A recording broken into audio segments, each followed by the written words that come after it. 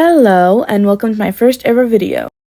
This video is unscripted, so I'm probably going to make a couple grammar mistakes while talking.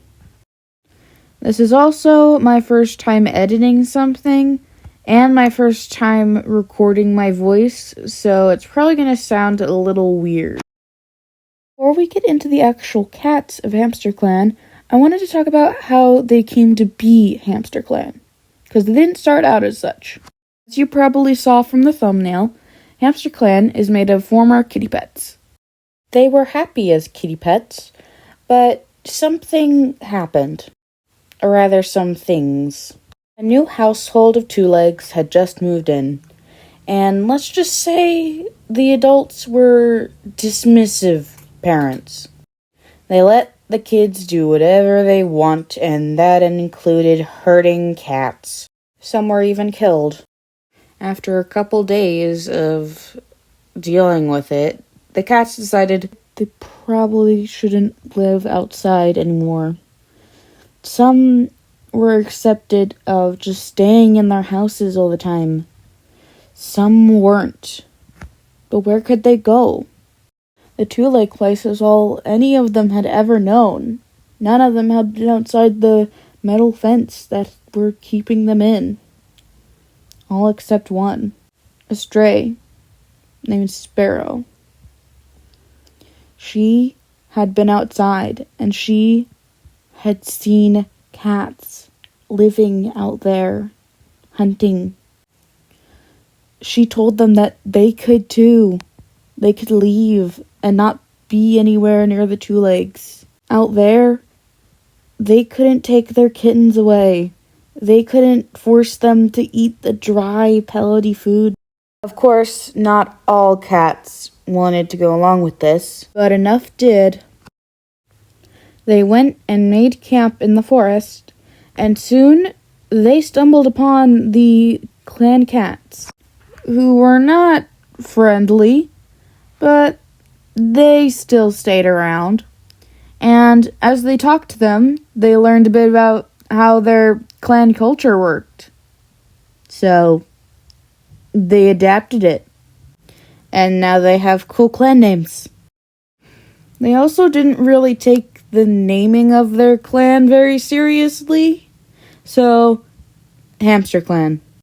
And now, finally, onto the cats. Sadly, I do not know how to speed paint yet, so you're just gonna get still drawings for this video and a couple videos after, probably.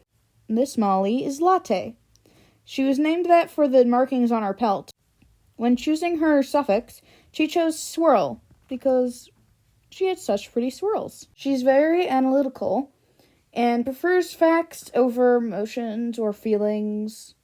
She doesn't seem to have any emotions or feelings, but she does care for certain cats. She's very smart, and assumed the leader role almost immediately. Other cats just assumed to follow her. She's very commanding in her voice, and others listen to her. For her design, I really wanted to make it look like she had latte swirls, like the cream swirls you see on a latte cup. If she was splayed out like a bear rug, she would probably look like this. Sparrowheart is the stray that suggested clan life, and was also one of the first cats to be attacked by the two-legged kits. She would have been killed if it wasn't for Thawflower, a warrior you'll meet soon. The clan all agreed that Heart should be her suffix because of how friendly she is. She was chosen as deputy to balance out Latte Swirl. Pyrite Dawn lived right next to the two legs that were terrorizing everyone. Surprisingly, she wasn't targeted because she mostly just stayed in her little garden, tending to the herbs that her two legs grew. She lived in the same house as Latte, as well as another cat, Bouncer. By far, she has the most family in the clan. Her mother, her aunt, and her 3 kits all came with her. She was chosen as the medicine cat due to her vast herb knowledge, but she has not seen StarClan yet. The only cats who've seen StarClan is Latte who saw them in order for them to give her the warrior code, and Thawflower. Finally, here's Thawflower. She is our main character, and she wears a blindfold because her senses are heightened. And her pupils don't, undilate, I think that is. So if she takes it off, she gets very overwhelmed by all the light, and she tends to freak out. Think like horses, they put blindfolds on them sometimes, right? I think that's it. I've been told that. But that's why she has that, and because she doesn't want to hurt anybody, even though she doesn't really have any emotions. Like Latte, she picked it up from her because, she lived in the same house as her for a little while she was being raised by Bouncer. She has also had a HamsterClan vision. And I think I'll save the prophecy for a future video. Oh, and she doesn't like grass. She thinks it's prickly, and it feels weird. Shrivelpelt is a very serious cat. He wanted to stay in his house, but he joined because his sister joined, and he really wants to protect her.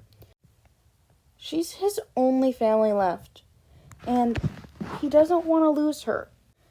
Especially now that she's expecting kids. He does not want to lose his potential nieces and nephews, and will do anything to protect them. Lunarstone is one of Thawflower's foster brothers. He's from a younger litter that was taken in by Bouncer, and he really just wants to go back to the Two-Lake place. He's only coming because the rest of his family is here, or foster family. He really wants to go home, but maybe a certain friendly deputy could get him to stay. Parapaw is one of Pyraidon's kits. He was named for his red pelt and his uncanny ability to mimic any other cat. He causes a lot of trouble with his siblings, because Pyraidon doesn't really do anything to stop their misbehavior, leading to them causing even more trouble. His mentor is Lunarstone, and since Lunarstone is such a scaredy cat, he kind of lets him get away with everything too. So, nothing is being done about his behavior at the moment, and everyone's kind of annoyed with them. This is Weevilpaw. Weevilpaw is Parrotpaw's sister, and just as mischievous. She has an uncanny ability as well, which is her luck. She gets into every single tricky situation she possibly could, and somehow has ended up uninjured and overconfident and thinking she's invincible.